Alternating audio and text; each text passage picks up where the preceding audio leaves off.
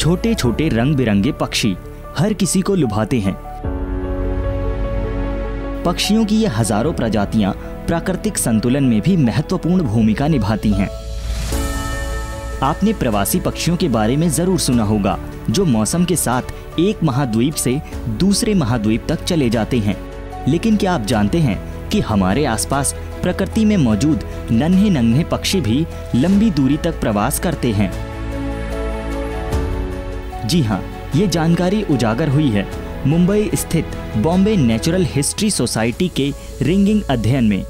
संस्था ने 2017 में एक मध्यम आकार के शोरबर्ड टेरिक सैंडपाइपर को गुजरात कच्छ में टैग किया था,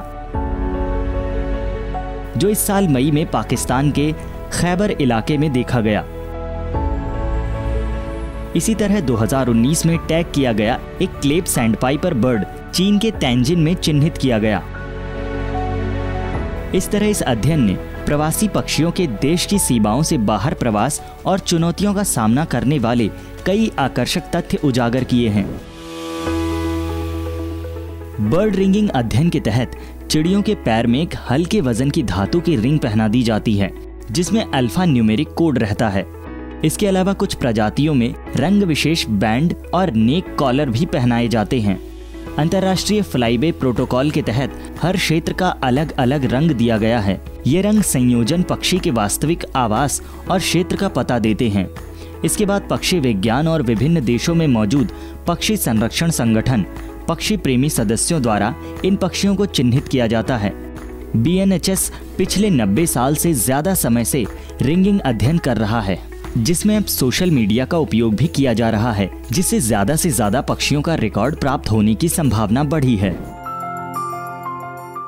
पक्षियों के प्रवास की प्रवृत्ति ने पक्षी संरक्षण में अंतर्राष्ट्रीय सहयोग की जरूरत को बल दिया है।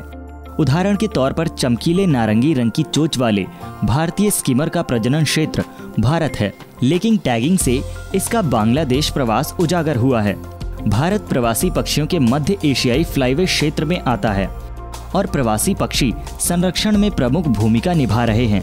हाल ही में भारत ने इसके लिए एक राष्ट्रीय कार्य योजना भी शुरू की है।